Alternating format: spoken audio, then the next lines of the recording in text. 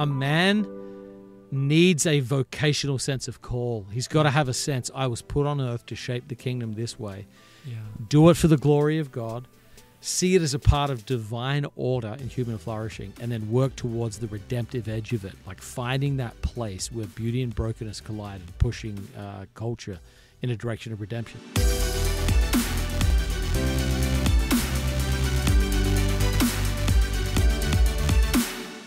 Hi, friends. Welcome to Ideas Have Consequences, the podcast of the Disciple Nations Alliance. Here on this show, we examine how our mission as Christians is to not only spread the gospel around the world to all the nations, but our mission also includes to be the hands and feet of God to transform the nations, to increasingly reflect the truth, goodness, and beauty of God's kingdom.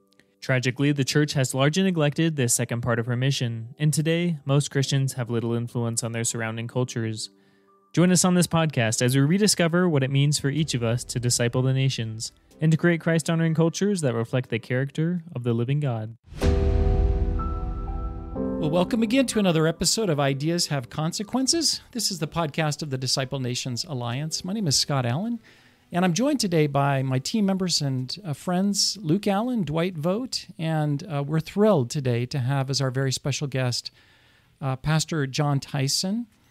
Jon is the senior pastor of Church of the City in New York City. Jon was originally from Australia, as you'll hear in just a moment when we begin our discussion. He's got a beautiful accent. He moved to the United States about 20 years ago with a call to seek the renewal of the Western Church. Jon and a friend and co-worker, Jeff Bethke, have recently written a book titled Fighting Shadows, Overcoming 7 Lies That Keep Men from Becoming Fully Alive. And that book is going to be released very soon on May 21st.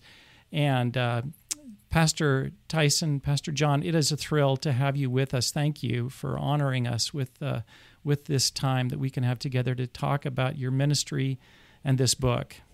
Well, thanks so much, mate. I'm looking forward to the conversation. I would love to start, Pastor Jon, with just that little bit that I read on your bio. It really grabbed my attention that you're from Australia, you moved to the United States. It's never an easy thing to do, to move cross-culturally like that. But in the bio, it said you had a call to seek the renewal of the Western Church. Tell us more. I'd love to hear more about that call. And how did it affect your coming to the United States, in particular in New York City? Well, part of it was a vision, sort of a very supernatural sense of call when I was a teenager. I became a Christian the weekend I turned 17 at a large Pentecostal church in Australia. And it was one of those churches that just believed that God could speak to you. He could speak through His Word. He could speak through circumstances. He could speak through impressions of the Spirit. While praying at a youth conference, I had this really significant spiritual encounter where I felt the Lord say to me, I'm going to send you to America to serve me. And I remember telling my youth pastor, and he said to me, why would God take you to America? It's full of Christians. You need to stay in Australia. It's full of pagans. And I said, you're probably right, but I just have this very strong sense of call I'm meant to go. So when I was 20, I ended up getting a scholarship to study theology, which is originally why I came to the U.S.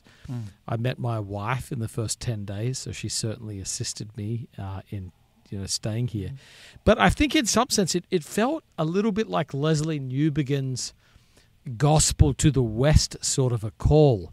Leslie Newbegin was a missionary in India. He came back to the UK and realized, hey, this has been radically secularized and Western culture needs an authentic encounter with the gospel of Jesus Christ. Yes. And so in some sense, that's sort of a vision. How do I bring, particularly in New York, where I've been for almost 20 years, how do I bring New York City into an authentic encounter with the person and gospel of Jesus Christ? So yeah, it feels like a missionary call. Feels like I wanted to be in a place in the U.S. that was where the church was radically underrepresented.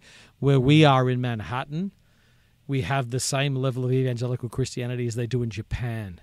I mean, it's right? Like the same level of evangelical Christians as the 1040 window in some places. Yes. So radically underserved demographic. Now there's Catholics here and obviously a lot more Christians in the outer boroughs, but I wanted to be in a place that needed the gospel and felt like God was calling us here, and we have had the time of our lives, hardest thing we've ever done, brutal, painful, glorious, like most church plants. So, Wow. Well, on behalf of three Americans, thank you for answering that call. I do feel like mate, having the time of my life.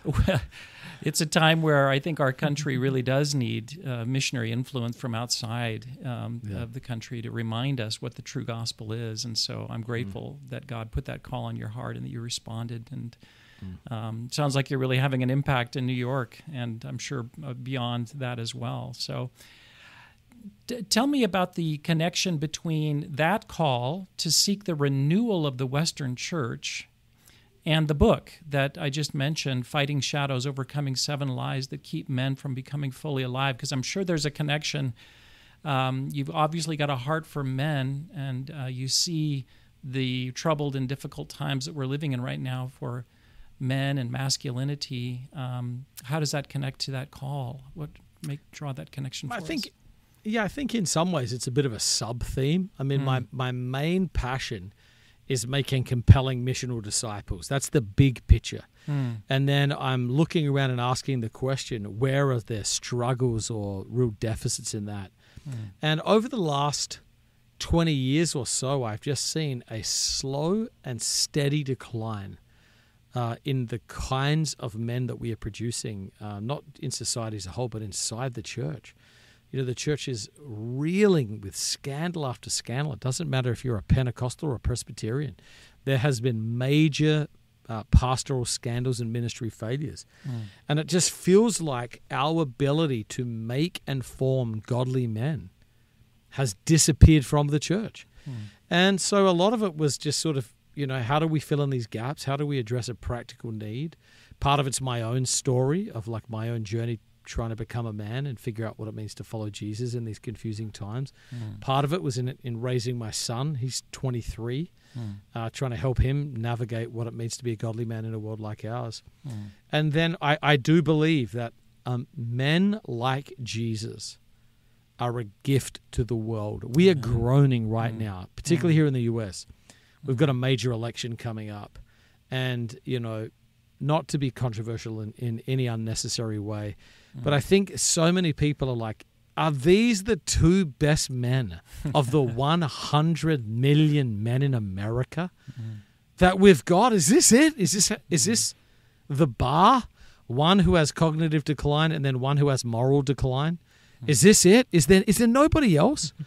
And so I think our culture is screaming, are there not better men out there somewhere?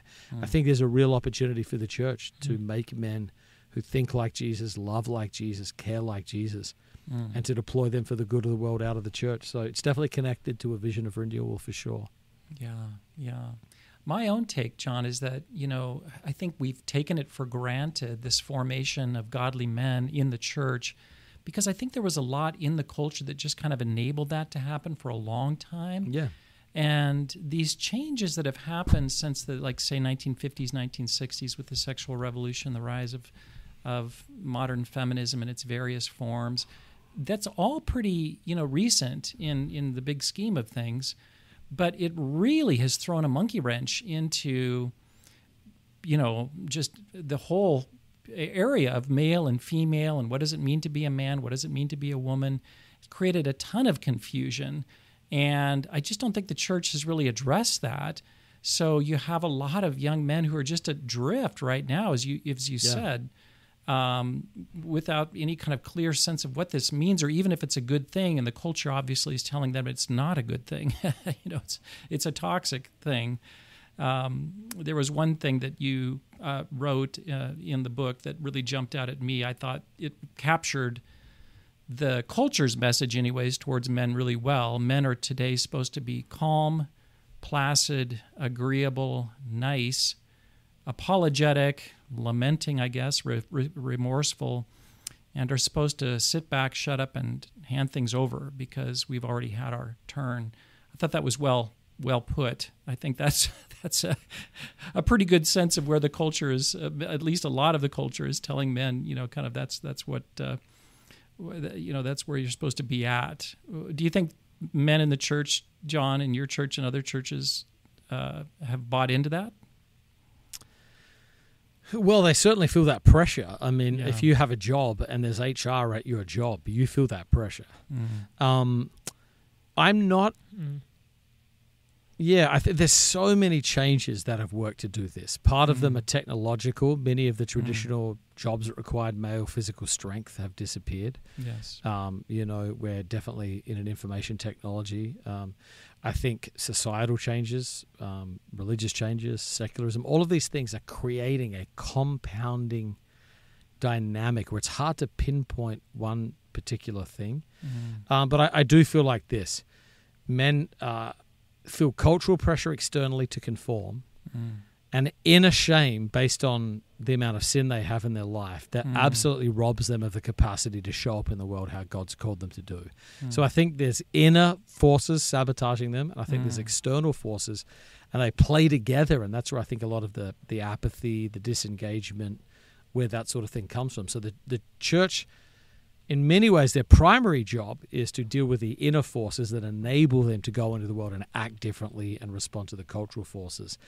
And I would say we have absolutely failed a generation of men. We've done church as entertainment rather than church as formation. We've done church as celebrity or self-help or practical. And so we haven't had a vision of helping men become like Jesus. This generation hasn't latched onto to traditional men's ministry. I remember when I first moved to the US, Promise Keepers was huge. 7 promises of a promise keeper. You go back and view those. Those are great promises. Yep, I remember. Like if they had kept those. But I'll tell you, I've worked in 20 years with thousands of men, and I know they're out there, but I just have not met a man who said, my dad was a promise keeper and formed me into a healthy man. I know there's got to be some out there. I just haven't met a lot of those. And so the next generation, that just wasn't transferred. So we've lost those mechanisms. We've even lost same-gendered spaces of formation. Where a man can be honest and vulnerable, really put his heart out there. So, I think the church has failed to do that, and men definitely feel that. And a part of what we're trying to do in the book and through our ministry is bring that back. Call men out of a place of fear and shame and hiding into the light so they can reach their full redemptive potential like Jesus calls us to. Amen. When you say the church has failed in that area, are you referring to pastors specifically, or what do you mean? Why do you think that? I mean, when I think of the Promise Keepers, that was such a great movement, and I do go, what happened? How did the church fail that?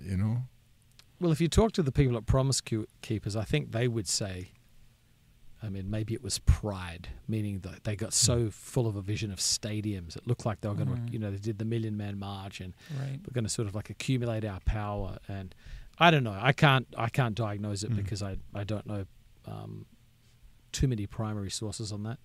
I think so the church has been ill-equipped to face the pressures of secularism. You guys are all about worldview. We have absolutely failed to produce Christians who think critically. Have a biblical worldview, know how to analyze culture, and then build an alternative discipleship in a robust way. So whether that's pastors, Christian teachers, whatever it is, we're losing 1.2 million kids a year from the church right now. And the number one reason is because they do not find Jesus compelling. And what a tragedy to take the best man who's ever lived, the most remarkable life, and make him boring to a generation of kids. So I don't know if that's youth pastors doing ministries entertainment.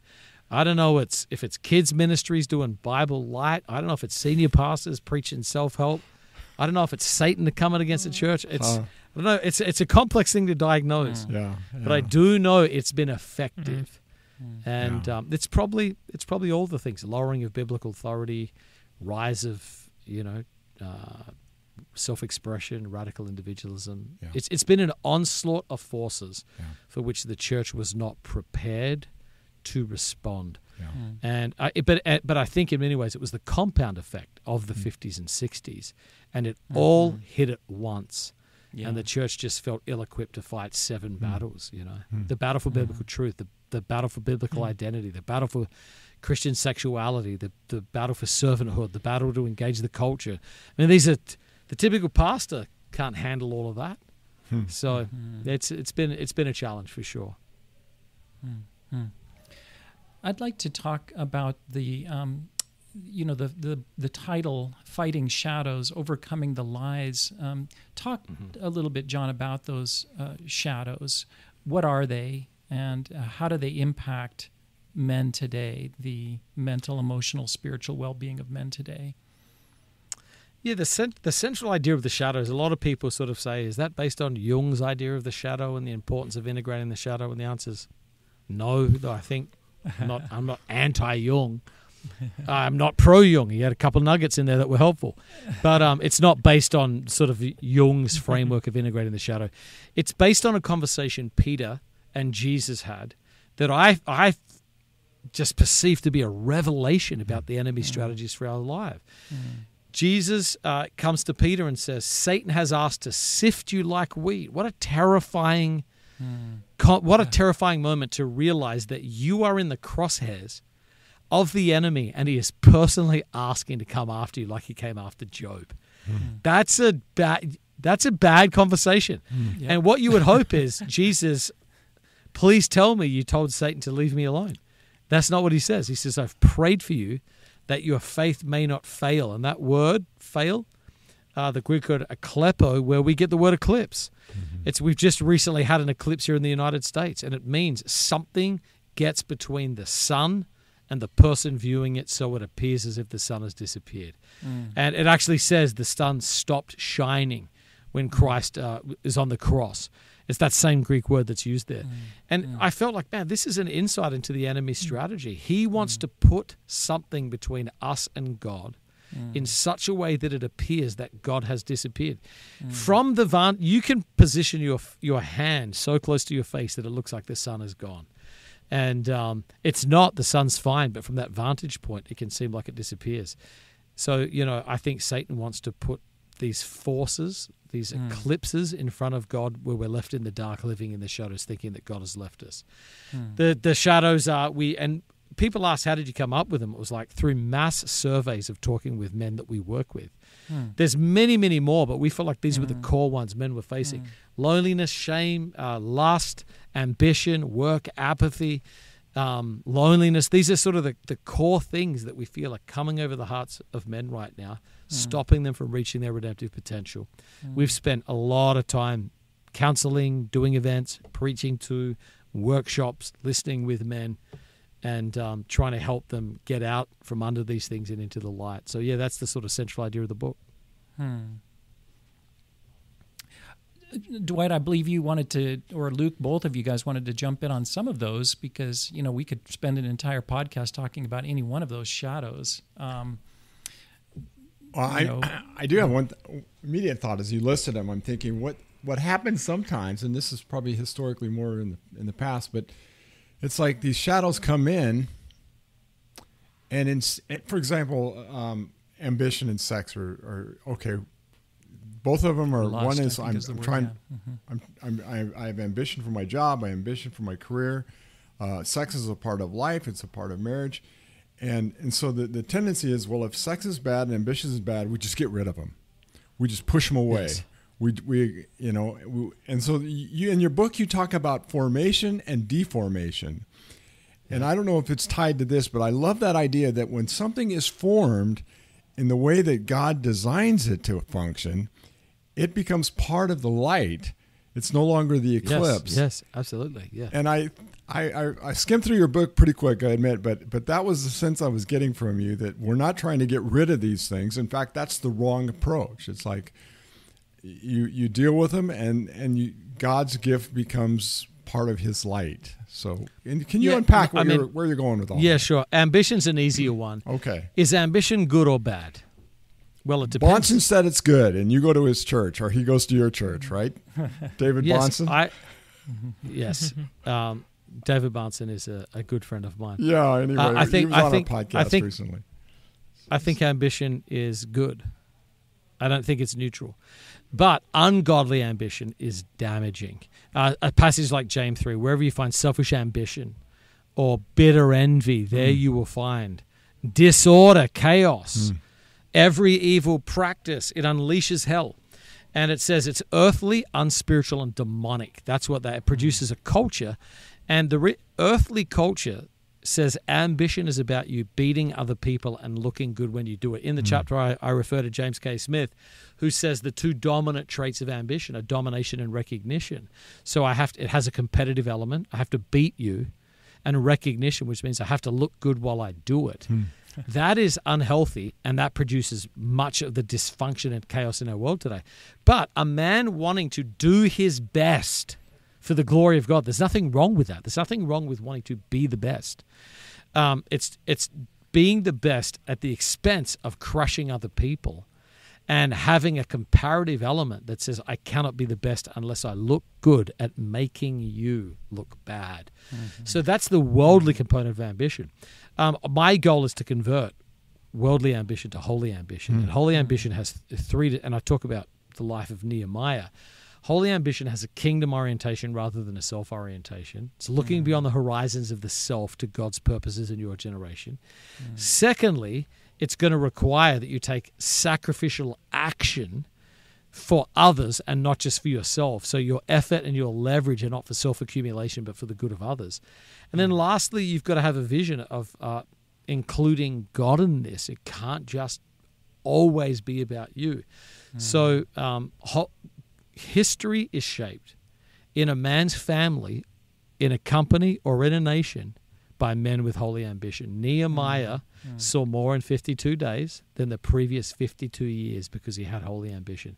When God trusts your ambition, you become the kind of person he can use to catalyze change quickly because he knows you're going to do it for the right reasons to give glory to others. So James K. Smith says at the start of that chapter, the opposite of ambition is not humility, it's cowardice. It's not godly. Shrinking back, it's fear-based. I think there's some truth to that. So what you want to do is convert the worldly dynamic to a holy dynamic and then deploy it as a tool to accelerate the kingdom in the moment that we live. So a lot of it is about asking what was God's original intent, how has this been deformed by our culture, and then how is it reformed in Jesus. I love that. That's really powerful.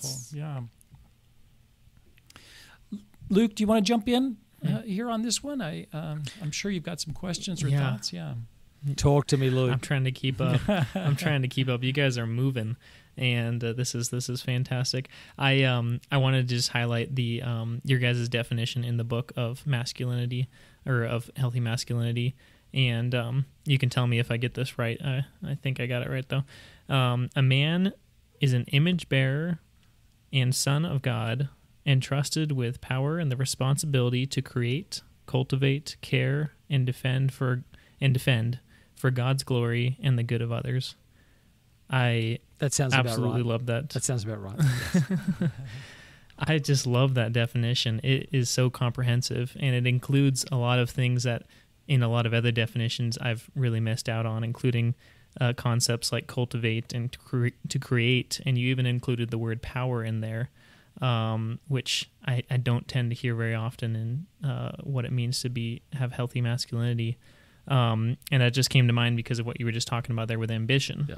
And a lot of guys don't have an understanding of what biblical authority looks like, or if there even is biblical authority or power. Like you were saying with Nehemiah, he understood that, and therefore he was entrusted with it. But so many people, because of what we see in our world, we don't have an understanding of what those things look like, because in our sinful nature, power is almost always used negatively. Same with authority. So anyways, I just want to highlight that definition of healthy masculinity that you guys lay out in the book. Also, earlier on in the discussion, this might take us in a little bit of a different direction, but you mentioned the lack of intergenerational community amongst men that we see today. And this is something I've been thinking about a lot recently. I think in our hyper individualistic culture that we live in today, where our,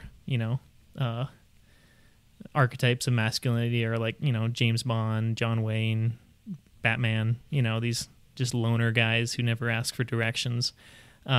We think like that's the, the direction we should be heading in. And with that, of course, you lose community. And not only amongst your friends, but you also lose it amongst generations. And I think a lot of these shadows that you guys talk about in the book come from hyper-individualism. Totally agree. I think... Totally agree. You know, the three that stuck out when I first looked at the book were shame, loneliness, and lust. This might be a generational thing, but I think guys of around my age would probably agree that those three are crippling. And yes, I'm lonely, so I look at a bunch of stuff I shouldn't. I feel shame. It's just like a giant cycle, right? Exactly. A downward spiral. Yeah. And if you do it by yourself and you think this is an only me problem, and you don't open up to people, you think it just breeds in the darkness. Yeah, totally, those three things. Totally. And yeah, as a young guy, I just think we could do so much better at, especially in the church, having more opportunity for that intergenerational community, just to say, you know, we've been through this. You know, when I was your age, I went through that same path. You know, for young guys, lust is always an issue almost. And just to hear from other guys, you know, you're not alone. Yeah, well, you know, that kind of stuff. I want to see more of that. We've absolutely lost that. And the goal, male formation, how men were produced in other societies. I wrote a book of The Intentional Father, and it's all on how to reclaim rites of passage to take boys from adolescence into manhood. The number one thing people misunderstand about that book, it's called The Intentional Father, is that a dad does this alone. It's always in history the community of men that form a boy. Mm-hmm. He's relying not just on his father, though the father plays a significant contributing role. It's a community of men. That's where the church, if done right, has a massive advantage. Sure. Because where else can a man in the modern world, men are isolated. They live in, for the most part, cities away from their families. Most people who are not connected in a local church, where are they getting community? Local sports teams, fantasy football, people at work. You can never be fully vulnerable. Imagine saying in a meeting at work, hey guys, I've got suicidal ideation, I've got a low-grade constant depression, I was on a porn binge all weekend. How did your weekend go? HR is going to snuff that out so quickly. We need spaces where men can be honest. And then what you need... Dwight tells me that every Monday. You know, yes. The enemy's lie, you said it, is to make you think, I'm the only one. Listen, statistically, almost 90% of men look at pornography monthly. It's heartbreaking. You're not alone. And so let's get it in the light, be really honest. Let's examine our desires, why we think this is a good coping strategy. Let's reorient our desires away from that which causes shame and doesn't fulfill, into what builds us up and encourages us. So I'm a big believer in recovering sort of multi-generational, rich spaces for male formation. It tends to go well around a fire pit, better than like sitting in a circle looking at nothing. There's actually a bunch of research on why sitting around a fire is helpful. But whatever it is, it's just like create a space, refuse to be trite and shallow, don't get past your favorite sports team, stop complaining, and talk about the deep issues of your heart. And just bringing it into the light undoes half the damage of it, you know?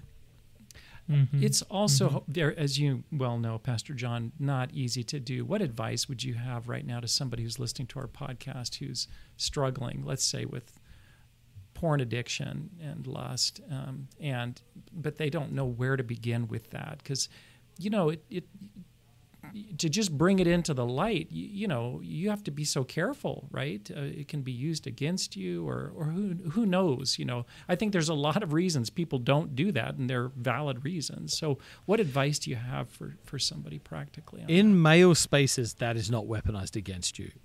In like if you're in a small group with a bunch of women and you say, hey, can you guys pray for me? I'm really struggling with porn this week. That's like, it's actually probably not a healthy environment to sort of put that out there. Yes, that could be weaponized against you. Yes, you're worried about a loss of social status. Yes, you may view yourself as becoming less dateable, or people will remember that, of course. But if you're with other men, you're like, fellas, I'm in a war with lust. This is a hard week. You're not going to get judged for that. You know, I mean, not in any environment I've ever been in. In any honest men's environment, everybody's struggling with these things. So The question is not, are we struggling with it? The question is, will we struggle alone and in silence, or will we struggle together in community? You cannot have victory, as you well know, alone on this one. It just absolutely requires community. Yeah, you need a comprehensive plan. I mean, if someone's addicted to porn, that's different than someone who is struggling with porn. You know, that would require a deeper sort of more thorough treatment. But someone who's wrestling with us, like, yeah, man, you need a deep examination of. I like Jay Stringer's stuff on unwanted. I think we've got to analyze what our temptations are telling us, our misplaced desires, our disordered loves, how we can reorient those towards Jesus. Use temptation as a form of spiritual formation. But yeah, you can't. Isolated and alone is rarely a healthy environment for discipleship. Hi, friends. Thanks again for joining us today. The church is not a building or a Sunday morning activity. It is the body of Christ on mission in every sphere of society, every day of the week. The Monday Church Training Program from the Disciple Nations Alliance is a training program that explores the greatest tool that God has given you to impact the world, your work. God intends your daily work to be for the service of man, the blessing of nations, and the glory of God. Monday Church provides a biblical framework for each of us to establish meaningful, integrated understandings of our life and our work. Whatever your vocation is, God has called you to a new way of living, fully in His presence and for His glory.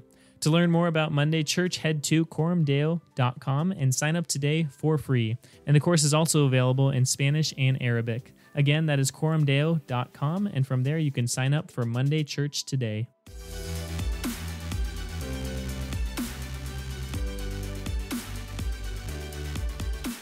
Well, Luke and Dwight, if you're okay, I'd like to turn the conversation to the positive. I loved. There's a series of words that you and your co-author Jefferson Bethke have come up with to describe kind of a vision of Christ-like or godly manhood or masculinity. I loved those words a lot, and I would like to just kind of go there and you kind of offered them in a number of couplets. The first one was work and keep. I wouldn't mind just going through some of these. I just found them to be a really powerful, very biblical kind of vision. It created vision for what does this look like? What does a godly man look like? Yep. Yeah, do you mind if we go there, guys? Sure, let's do it. Yeah. Do you want to maybe? I'm trying to think if it's best to read to go through these as a kind of couplets, or do you want to kind of lay them all out? Do you have any suggestion on that, John? Lay them out and then let's unpack them. Yeah. Okay. So this is what I had, and correct me if I get any of these wrong. The first couplet is work and keep. The second is Lord and kingdom. That has to, in my view, that had to do with authority. And so we'll come back to that. I think you said it had to do with discipleship, but that one screamed authority to me. Nourish and cherish, that had to do with relationship, our relationship as men to women, particularly our wives and daughters. The next one was train and instruct. I love all of these, but this had to do with our relationship to the next generation, particularly our own children. Yep. And enemy and neighbor. This had to do with love. Love your enemy and love your neighbor. Incredible power here. And this is where biblical masculinity is so countercultural. So I'm looking forward to talking about that. And then the last one is glorify and enjoy. And I just put the word joy there.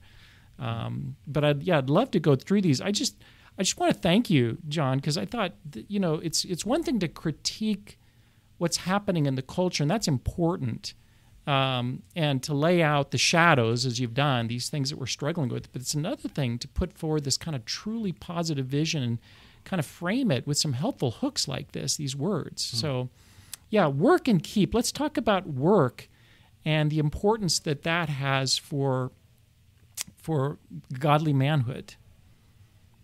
Yeah, the vision of sort of like laying a very biblical and basic framework. Yeah. I was working with some young guys in their 20s, and they were like, what does it mean to be a man? Where do I start? What does the Bible teach? And I was like, let's just get as basic as possible, almost checklist of what the Bible clearly teaches about these core roles. Yep. And let's just start there. So for younger guys, it's like, hey, listen, get a job and do your job well.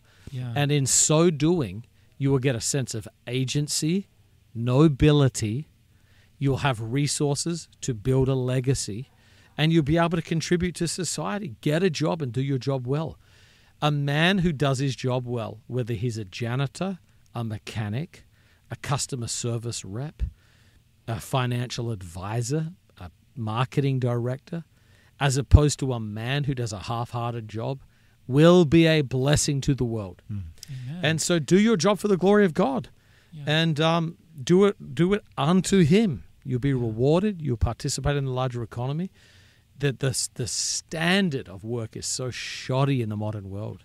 The way you stand out is just doing things with excellence. So it's get a job, do it with all your might, do it unto the Lord, and start there.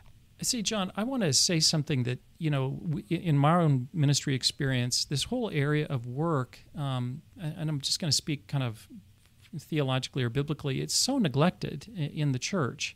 It's, What a tragedy. It comes right out of, what Darrell Miller, our co-founder, would call the kind of the cultural commission in Genesis chapter 1, right?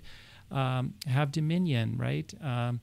God gives us this position of dominion, of rulership in His world, and the way that people like James Smith, who you quoted earlier, and others, the way they unpack this so helpfully is that, basically the basic idea is God's made us in His image.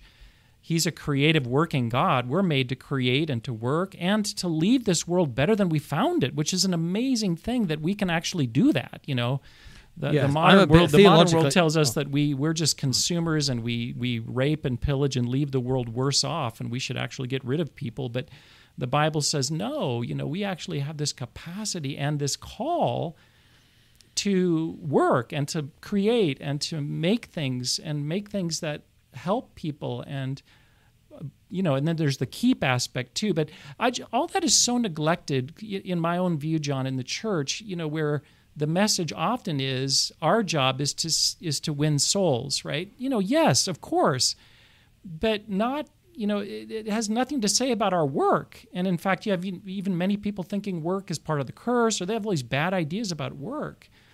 So I was so grateful that you started there, and I was kind of curious what your own background was on that, but I was really grateful that you started there. I mean, I'm a big Kuiperian, man. Bavinck Kuiper. I think they have probably produced the best theology. I remember reading Lectures on Calvinism by Kuiper under a tree in the woods and just weeping and just saying, where has this theology been my entire life? I know. It's same. Yeah, the rest of the gospel. I mean, it's if you don't have a kingdom theology, which is why I talk about kingdom and Lord, you're going to have the classic. It's a two-part gospel. I mean, you rob people from the very way they make Jesus manifest as Lord in the world. Yes. We're going to work. The kings. I'm a Richard Mouw guy too, obviously, but the kings of the earth bringing the glory and splendor of the nations in the New Jerusalem. You're singing our language. You're singing our song here. This is actually part of our core teaching we do all over the world. This idea that we are to bring the glory and the splendor of the nations. And what role do you have in playing in that? And that's unique 100%. Glory. It's different in Australia than it is in the United States. Which 100%. Yeah, each ethnos has distinct cultural glories and expression of the gospel. Yeah. And I always say heaven is going to be like a giant Met Museum of Natural History, but a live interactive exhibit of the best of human culture for the glory of God without the futility of the fall. Yes. So man, I'm a big faith and work guy. You can't be in New York, disciple people, have people move here for their job, and not give a vision on that. So I've written on that, taught on that a whole bunch, believe in that fundamentally. A man needs a vocational sense of call. He's got to have a sense, I was put on earth to shape the kingdom this way. Yeah. Do it for the glory of God. See it as a part of divine order in human flourishing, and then work towards the redemptive edge of it, like finding that place where beauty and brokenness collide and pushing culture in a direction of redemption. So, we are fully aligned on that. So I want to hear about Lord and Kingdom. Okay, wait, I still want to talk about word. No, we're running out of time. I want to hear about You're Lord right. and Let's Kingdom. move on. Let's talk about Lord and Kingdom. Yeah, that's the next Well, couplet. it's pretty simple. Listen, the Christians conquered the world with 3 words. They took out the Roman Empire with 3 words, Jesus is Lord. That was all it took. Amen. A man that doesn't have a Lord will be his own Lord, and that's where all the moral chaos and abuse in the world lives. But a man who believes he has a Lord will be under authority and steward his authority. I tell my daughter all the time, the reason I don't want you to date a man who's not a Christian is because he will think he's a god. But she's dating a wonderful Christian guy, but if you date a Christian guy, he's going to fear God and give an account to him for how he treats you. So you got to be with a godly man who's accountable. And that's the thing in the world today. We have a crisis of lordship. Many of our failed politicians have no fear of God or sense of accountability to anything other than political results, and that's why there's just total chaos. So, and I like Kuiper. He became the prime minister of his nation. I mean, that was strong. I love this idea of kingdom too, because go ahead, Dwight. No, you're that was my asking question. about kingdom. Yeah, the question is and kingdom, Lord and kingdom. Yeah. Unpack that. Yeah, well, the kingdom. The church is not synonymous with the kingdom of God. They overlap in some components. Again, I'm a big sphere sovereignty guy. The kingdom of God is the lordship of Jesus, manifested through every sphere of society. I believe God has a plan for the arts. He's got a plan for economics. I believe he's got a plan for the family. He's got a plan for business. And it is our job to push culture in a redemptive direction that looks more like that. The difference is we don't do it through human mechanisms. We do it through suffering love. We do it through excellence. And that's how the early church conquered the Roman Empire, not with political might or military might, but by telling a better story, building a better culture, and working towards a better world. Amen. And over the course of time, as salt and light, they did that. And now is a tremendously ripe time to have a vision of the kingdom, to seek it first, and to begin to push the lordship of Jesus, put it on public display in the world. So, yeah, to me, I like this idea of kingdom so much because it puts us into the mindset of a kingdom and, like you said, Lord. And, we use these words tritely in the church, but if you just take it out of church context, and think about a kingdom and a king, and you're under the authority of the king, and Jesus is our king, that's going to shape everything about you. Right? If you really bow to him and say, you are the king, your will be done, not my will, we are in a kingdom and he's the king. And I just thought that was really, because somebody's going to be the king, just like you said, John. I mean, somebody's going to have authority. That's going to shape everything. Everyone's under some kind of authority. And that could be yourself, like you said, your ego, your appetite, or whatever, but that's going to shape everything about you. If you say Jesus is king and you act that way and you bow your knee and that drives everything you do, that's going to shape a particular kind of masculinity. Yeah, I love that. Well, maybe we could lump the next two together, even though they would be worthy of talking and unpacking separately. But nourish and cherish and train and instruct. These have to do with our relationships, particularly in families towards women, wives, and children. I heard one person say this. I thought this was very, very apt. Because women are so rarely nourished, they settle for being occasionally desired. And I think so many men fail to nourish and cherish. I think there can be a lot of unintended damage. It's very subtle and subconscious. But when a man says, God made me to rule, women are here to help me rule, they're just a partner for helping me. The goal of life is for me to maximize my gifts, calling, and ministry. And the wife is an accessory and servant to help me. And there's so many women who have never become what God intended them to be because they're married to men with that kind of mentality, which is not biblical. It's a shadow framework. This verse, Ephesians 5, remarkable verse, is actually saying to the degree that a husband's wife is flourishing is to the degree that he is leading properly. Wow. And when the man says, woman submit, the wife gets the right to say, man die. And that is really the great the great conquest. So my other definition of masculinity, which is an adapted version of someone else's, but I would humbly submit I upgraded it, is the joyful pursuit of sacrificial responsibility. That's when a man is at his best, when he is joyfully asking, how can I serve you and help you? And when a man is doing that with love in his heart, that's a good man in the world today. So husbands should not be saying, wife, what can you do to sacrificially serve me? But how do I do this? How do I nourish you, cherish you, and show this through sacrificial love? That can be, making sure she has time to develop her own heart. Maybe it's educational opportunities, making sure that you watch the kids while she returns to school. That was the story of my own home. But yeah, you want women who feel like I am valued and cherished, and I am being built up in my faith, cared for, thriving because I'm married to this man. The big question I always ask men, is your wife thriving because of you or in spite of you? Is she having to route her flourishing outside of your leadership and love because you are too driven? Husbands, love your wives, don't be harsh with them. Is there a harshness to your leadership? Is there an assumption that he's there for you?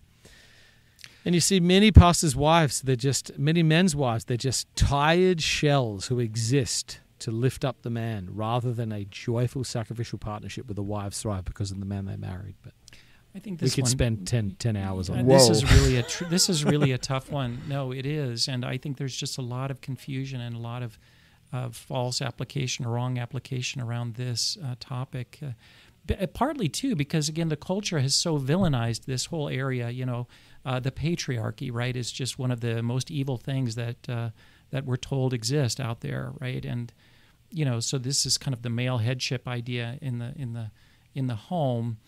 And, so a lot of, I think, Christian men have reacted against that and just kind of take this very passive role. They don't want to be leaders. They don't want to be actively, taking initiative in the home with their own children in discipline or with their wives or in any other way because they're taught that patriarchy is evil.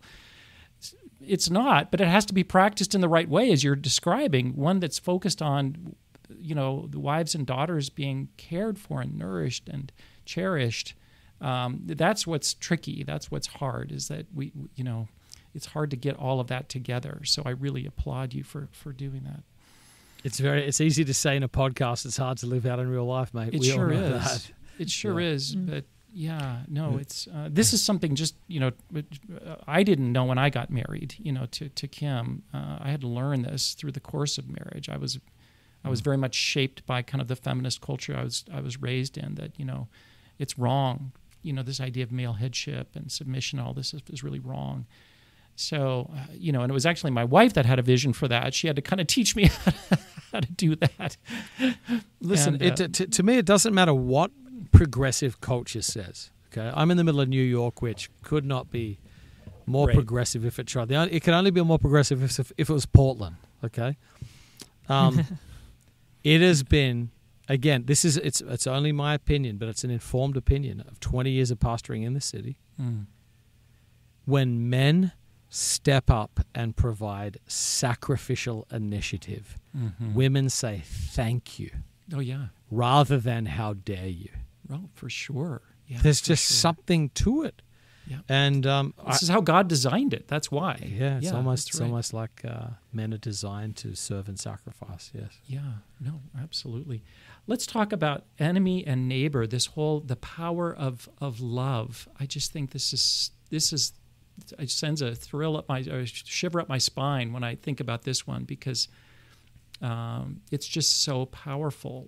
How does love and love of neighbor, love of enemy, how does that shape biblical masculinity, John? Well, number one, it's shown in the person of Jesus. Jesus, when the Pharisees are trying to, or the teachers of the law are trying to restrict the vision of neighbor, draw it around a tight, homogenous community, Jesus blows that out with the parable of the Good Samaritan. Who's the better neighbor? And he says, go do likewise. So Jesus is expanding the category of neighbor to include all of humanity. That was something absolutely countercultural for the Jews. Yes. The boundaries of Jesus' concerns are bigger than our own sociological concerns. I remember Francis Schaeffer he talked about personal peace and affluence. Yes. He says when the evangelical church its vision is reduced to personal peace and affluence, the church is going to die. It's a great evangelical disaster. Because our horizon of concern is no different than the pagan. As long as I got what I want and my people are good, life is good. That is not the Christian faith. So our neighbor, we have an obligation to those who are around us, who are like us, and those who are different from us, to love them. And then secondarily, the way the church conquered the Roman Empire was through enemy love. I mean, love your neighbor, love your enemy was the John 3:16 of the early church, says Preston Sprinkle. And it's the hallmark. And the reason that we do it is because we were enemies of God and he loved us. While we were still enemies, Christ died for us. So we don't love those who are deserving. We love those who God has loved. And there's these terrifying passages in the Bible that says that he is kind and merciful to the wicked and the ungrateful. It's like, that just doesn't seem fair. But the gospel's not fair either, because you were the wicked and the ungrateful. So again, this is not the golden rule which all religions have and all societies have sort of got a placid do unto others. This is a love your enemies. This is love with teeth.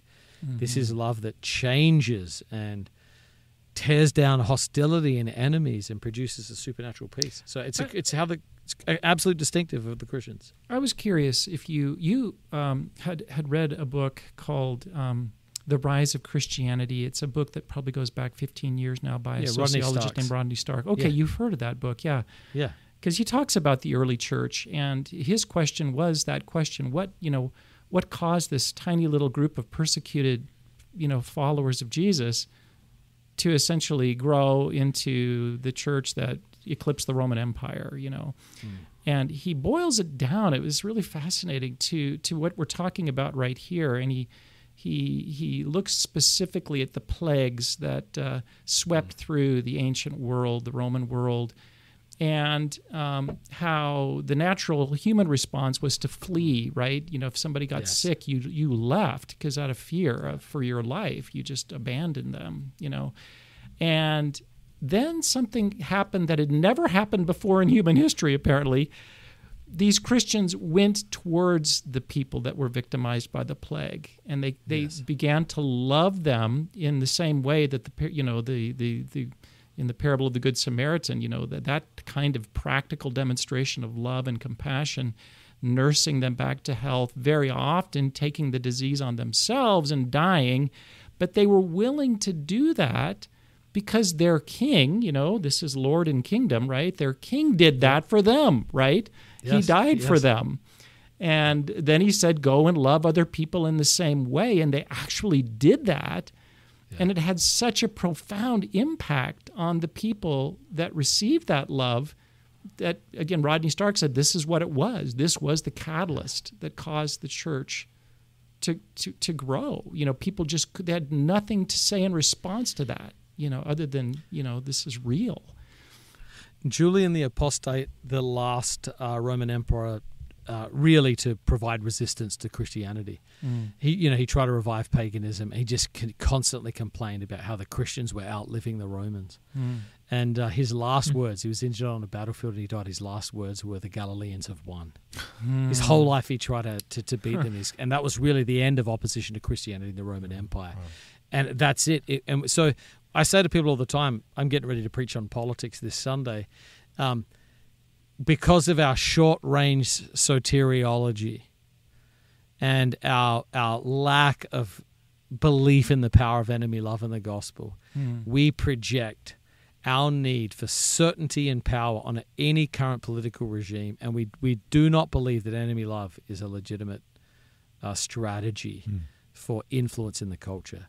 And so we resort to human power, and we've absolutely destroyed our witness, particularly for this next generation, believing that godless people can do what only a godly man through enemy love can do. Doesn't mean that we don't have a role in politics. I've already said I'm a Kuyperian, but I do believe this is a tool, a world and culture conquering tool that we. It's the most powerful force that we know of. This power of love, Christ-like love. In my view, the most powerful force to change culture that exists. Yes. And it's by the way, I think it's completely when you look at the forces of Marxism and atheism, it's completely absent. They discount this altogether. All there is power. And I just power in a negative sense, power to force you to do what I want you to do or whatever it is. But this is not the Christian way. And by the way, this requires a real masculinity, this kind of love, right? This is not when you're giving your life for somebody. This isn't some weak kind of limp-wristed type of thing here. We're talking about. So go ahead, John. I just read a bunch of long-range sociological data on diversity, equity, and inclusion training. And guess what they found? This is research came out of Harvard, bunch of other organizations, not Christian research at all. That forcing people out of guilt to change their hearts is a completely ineffective strategy. And that the majority of the training actually agitates and increases racism and prejudice rather than alleviating. And listen, for minorities that have been misrepresented or experienced prejudice, they don't have the luxury of waiting for the world to all become Christian and then have everyone's hearts change and then change the world. I get it. We need justice works. We need people to push on these issues from a godly perspective. But it makes total sense that if you tell someone they have to do something and only apply power, they're compliant as long as the power is exerted. As soon as the power lifts, they return to the state of their heart. The gift of Christianity is to change the heart through love. Amen. Yeah. And this is a real opportunity for the church to lead right now. And if we can raise a generation of men who think, act, and love like this, we are going to be well on the way to the kind of society that God's calling us to build. Amen. Amen. Well, we're running out of time, but just touch on the last one too, John. Glorify and enjoy. Like those words. How does that relate to godly masculinity? Well, that's why you were put on earth. It's Augustine. You have made us for yourself. We're made for someone. A man's heart is made for someone. And we will be restless until we are satisfied in him. And that is Jesus. All Jesus' invitations. If you're an outsider, I'm the gate. I'll let you in. If you need care, I'm the good shepherd. If you're in darkness, I'm the light. If you're lost, I'm the way. If you're hungry, I'm bread. If you're thirsty, I'm living water. If you're weary, I'm rest. These are just all invitations to come and find what your heart was made for. So the Catholics talk about the fulfillment of all desire. Beautiful phrase. And that's really what Christ is offering. This is union. This is the beatific vision. This is theosis. This is mind-boggling stuff. We were made for union with God. The vision of heaven is a huge wedding celebration. Yeah. And it's not some beatdown. It is joy in all of its fullness. I think of that passage to Peter. Though you do not see him, you love him and are filled with an inexpressible joy. So I'm not a Christian. I'm not in a get out of hell card, though I'm certainly grateful. I'm in a fulfillment of all desire card. It's just, it's a little Piper-esque, but I'm trying to improve on it. This, Greco-Roman society was built. The tension was between hedonic desire and eudaimonic desire. I would like to talk about theodonic desire, which is love and satisfaction in God.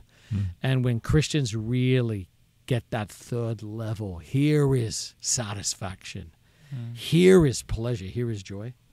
Yeah. Well, listen, that's it to me. Well, joy, I think it's so much a part of the biblical worldview. Our God is a God filled with joy. He has joy in his relationship in the Trinity and shares that, wants us to experience that joy to the full, as Jesus said. But I think very often, especially on subjects of masculinity, where it can be kind of shaped by stoicism and, we're supposed to suppress our emotions and our desire for joy or whatever it is, just duty, this gets lost. But, we're not talking about Buddhism here. We're not talking about Stoicism. We're talking about Christianity, and joy is a huge part of that. So I really appreciated you bringing that in, too, that's what God wants. And there's only one way, as you said, for that to be fulfilled, and that's, in God himself, in Jesus himself. So go ahead. Sorry, John. Go ahead. Our core curriculum. Listen, I just preached for Matt Chandler yesterday, okay? And it was at a men's event. And you know what I did? It's like, guys, you need to repent for being joyless. If you, wow, it's a fruit of the Spirit. It's a command to rejoice in the Lord. But if you don't believe God's a joyful God, that means the more joyful you are, the further you move away from God. But if you believe He is a joyful God, the more you become like that, the more godly you're becoming. So the pursuit of joy is the pursuit of godliness. Yeah. And if we do not give men a vision of defiant joy, which is one of our core values, it's defiant joy. And a man with a joyful heart is a rare thing in the world, and it's attractive. It is. And we're all about cultivating joyful men. Dwight, I think of you a lot on this because I know that this was an area that you grew a lot in your adult life. Just this willingness and ability just to enjoy life, and I always love that. So I don't know if you want to jump in on that. But no, it's just good Anabaptist background. Anyway, Jon, if we want to learn more from you, where do we go? What do we do? Where can I hear you? Oh, mate, I mean, you can go to our Church of the City podcast. Our website is church.nyc, church.nyc. You can find our stuff all over the internet, that sort of thing. You can follow me on Instagram or whatever, Jon Tyson. And I think jontyson.org. I send out a weekly email for men, and it is literally designed to form men's hearts. That's at primalpath.co/email. And okay. Primal Path, say that again. .co.co/email, or jontyson.org will get you. jontyson.org will get you to all of it. All right. Yeah. And I just want to recommend to all of our listeners, Jon and Jefferson's new book, Fighting Shadows, Overcoming 7 Lies That Keep Men from Becoming Fully Alive. I believe, is that available for a pre-order right now? It sure is. If you pre-order the book right now, you get a free book, bonus content called Fighting Lust, a book called Fighting Exhaustion, and a book called Fighting Greed. You get a 45-minute keynote on what is a man. And there's something else you get. And if you buy 3 copies, I think we give you the curriculum for free for the book. If you go to fightingshadows.co, there's a bunch of stuff in there, but it comes out on May 21. So. Well, I want to applaud you, for you just got such deep kind of biblical worldview shaped thinking as it approaches this subject, Pastor Jon, and I just really want to thank you for that and for your work, your ambition to get these materials out and to strengthen our churches in the United States and the men that are a part of the church in particular when it comes to this book. So thank you so much for your ministry, and thanks worries. Great chatting with you today. Thanks for your time today. It's been a real blessing. Yes. And thank you all as well for listening to yet another episode of Ideas Have Consequences. This is the podcast of the Disciple Nations Alliance.